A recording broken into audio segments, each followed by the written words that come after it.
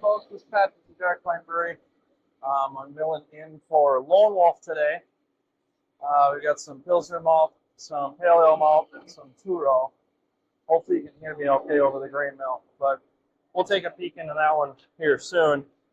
Fun fact with grain bags, you find the right tag on here, the whole stitch comes right off. It's just beautiful. There's your leftover bits. I'll turn you just a little bit here so you can take a look at the grain mill. Try to do this without getting my microphone in the mill.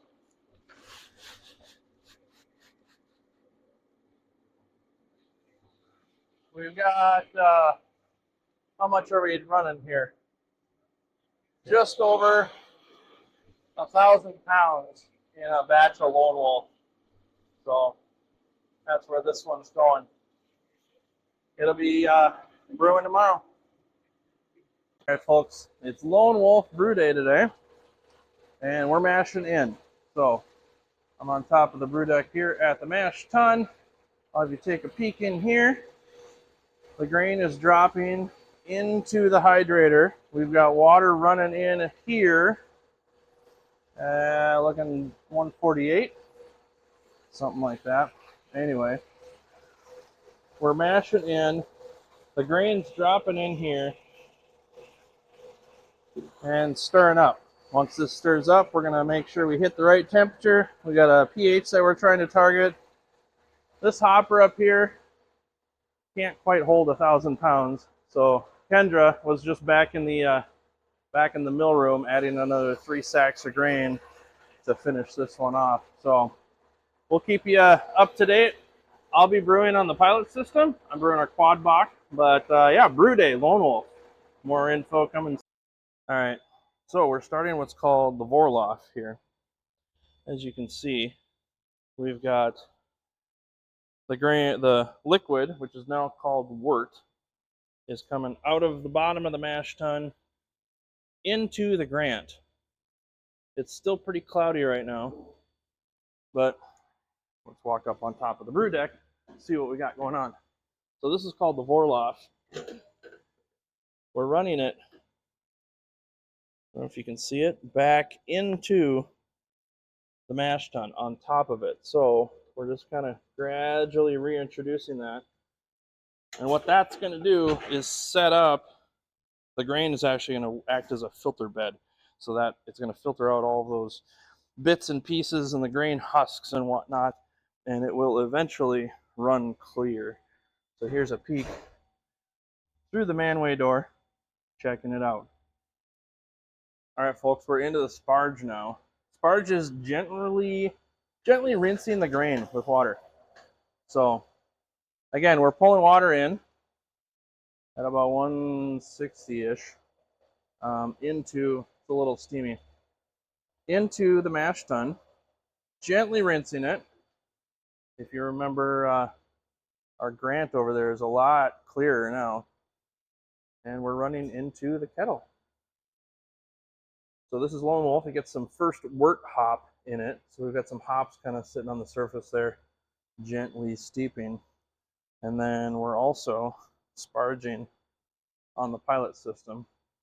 Kendra's finishing up the last couple kegs of Blood Moon, but we're sparging. You get a little bit of a closer look on this one. Sparging the Quad Bock right now. Same process, a lot smaller equipment. And here is the first runnings of the Quad Bock. So a lot of brewing is watching things heat up. We're watching things cool down. So that's kind of where we're at right now. We're waiting on the boil. We're doing some runoff on the pilot system. So we'll check in later and see what the next steps are. So I'm emptying the mash tun now. Got the boil just starting. Boil's just starting on the pilot system, but scoop by scoop, this is a blast. Yeah, getting the grain out of the mash tun on the big system is a little bit different than the little guy. There are rakes inside of here, those same rakes that we were using when we were mashing. Oh, it's kind of steamy, you won't be able to see it. Barely. We can turn the rakes in reverse and then they kind of help squeegee out the mash tun. But there's still a little bit of manual labor going on. I'm adding hops to the boil. Truly riveting. There we go, that's it. Alright, remember when I said watching things heat up and cool down? Lone Wolf is currently boiling. Those little bits in there are what's called hot break. Proteins that have coagulated together. And those will eventually drop down into the bottom of the kettle. And the goal would be to keep those out of the fermenter. So, this big system's steam jacketed. So on the outside wall here, surrounded by steam, keeping this thing boiling. And then the pilot system over there. Look at that little guy. That's boiling as well. But that one's direct fire, so there's a natural propane burner underneath it, kicking butt. Alright, Lone Wolf gets a little bit more hops than the little Quad does. And yeah, we're not done yet. 3 more buckets. So this is Whirlpool hops. They go in right as we turn the flame off, or the steam off. And we'll get into Whirlpool. By keeping it towards the end, we keep all the flavors and aromas from those hops into the beer. That's what we want. Alright, so now we're just chilling. Like, literally. We're running.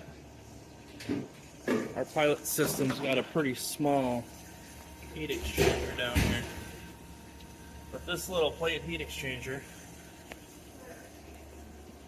is cooling everything off here. So we're just running it through there now and running cold water through the heat exchanger. This is really hard doing it backwards.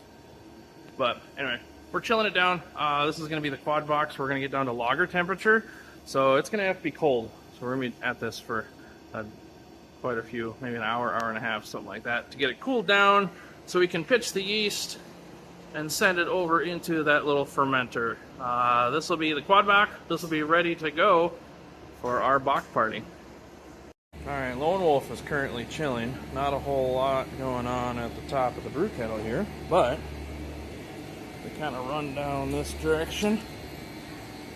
We're pumping it through here, through the heat exchanger. A little bit larger than that little guy, but it's knocking this out. So after it chills, we hit it with oxygen, and that's going to help the yeast build up its cell walls during the first part of fermentation. And we've got hoses running all the way down too. Where are we at? We got our first fermenter. We got fermenter number 4 here running through. You can see the oxygen's just about done dissolving there. But Lone Wolf going into the fermenter. This will half fill the batch. We're still in our slow season, so we're not fully filling the fermenters quite yet. Alright folks, we got some science going on here. Alright, so we're counting yeast, and here's how we do it. We pulled a slurry off of one of our the yeast brinks. I'll show you that in a little bit here. But we actually do a 10-to-1 dilution 3 times and shake it up really good. So what we're doing is we're doing this dilution of the yeast, and then we're going to throw a little bit onto that little slide right there, stick it under the microscope, and literally count the yeast. We'll stain them with a little bit of, was it methyl blue? And then that'll basically stain any of the dead ones, so we can see how active they are, and how many active cells we have in the yeast pitch. And then we're going to jump over to the yeast brink, and I'll show you the details on that one. So here's our yeast pitching setup. Our house yeast we harvest from batch to batch. So the fermenters are actually shaped in this, they have a bottom cone on them, and that's on purpose. The yeast will actually naturally slide down this curve, or down that angle, and collect in the bottom of that. and then we'll harvest from the bottom port into one of our yeast brinks. And this is kind of a specially designed unit with a couple different fittings on there. And so what Kendra's doing right now is she pulled a sample of this. She's checking for viability. And then when we get to a point, we punch it into a calculator and determine how many pounds of slurry we're going to pump into this fermenter. And that's going to get this batch of Lone Wolf rocking and rolling. All right, folks, we're getting into the cleanup phase of everything. Got cleaner cycling through the pump and the heat exchanger there. Just dumped out. Remember all those proteins, that hot break that I talked to you about? That's in there. That's hop debris, proteins, anything that we don't want in the beer. We're dumping out of the kettle right now. That's left over. We're just about done. Kendra's just about ready to switch over. And there we go. That's a batch of fence line in the tank and ready to go. What? Oh, and Lone Wolf. It's been a long day, folks. I also got wet today. That's pretty much par for the course anytime I'm doing any sort of wash down work. But yeah, thanks for following along the journey. Thanks, Kendra, for being my partner in crime today. And we'll see you next time. This Lone Wolf, it'll probably be in the tap room about 3-4 weeks, something like that. So take care. Actually, be in the marketplace because we're going to can this one too. Anyway, take care, folks. Thanks for joining in on this brew day.